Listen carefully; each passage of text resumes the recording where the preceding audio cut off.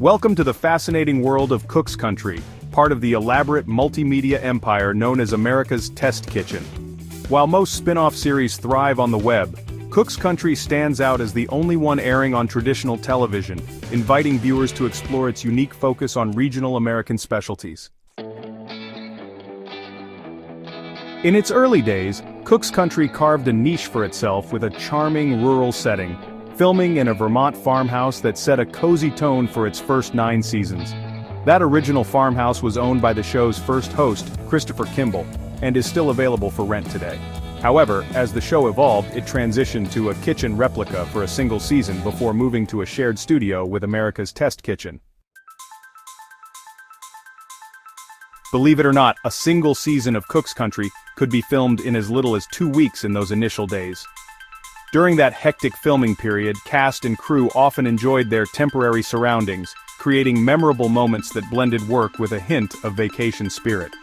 As the show continued to grow, season 11 saw a significant change as Cook's Country relocated to Boston's Innovation and Design Building.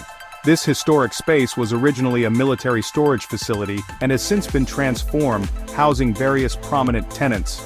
This shift marked a new era for the show while continuing its commitment to delivering authentic, practical recipes for home cooks. Speaking of recipes, the process of filming a single segment is far more intricate than you might think.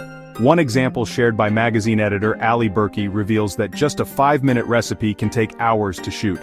Taking time to ensure every detail is perfect, multiple scenes contribute to the overall experience, creating a high-quality production that prioritizes clarity for viewers at home. While the behind-the-scenes dynamics evolved, so did the challenges. Christopher Kimball's departure in 2015 set off a complex legal battle, which stemmed from a dispute over the launch of his new brand, Milk Street. This saga added tension to the show's history, but ultimately paved the way for fresh directions for both America's Test Kitchen and Cook's Country. Despite these changes, the heart of Cook's Country remains the commitment to practical cooking.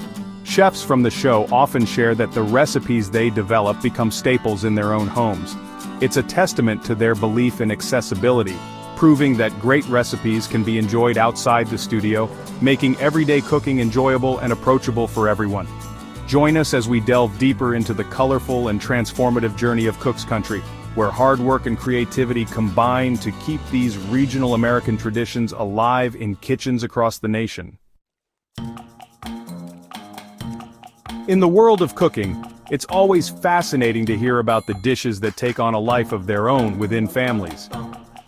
Collin Davison, a longtime test kitchen cook and popular on-air personality, shared her experience with a recipe that became a family favorite.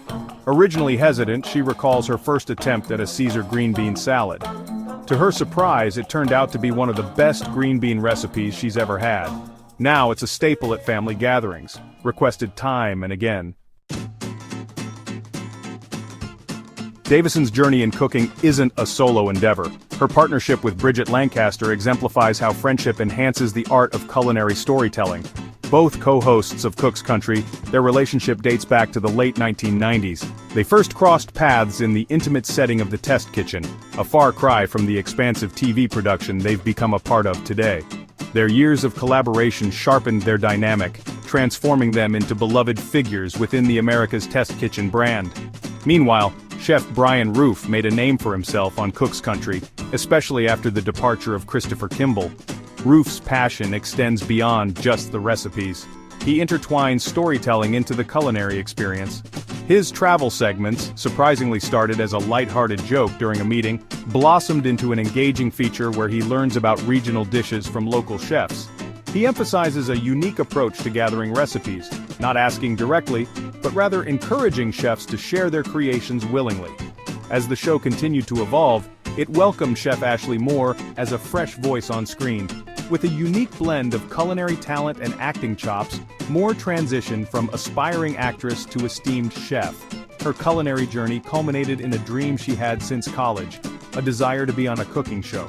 From interning under iconic chefs to eventually stepping in front of the camera, Moore's story resonates with many who seek to blend passion with profession.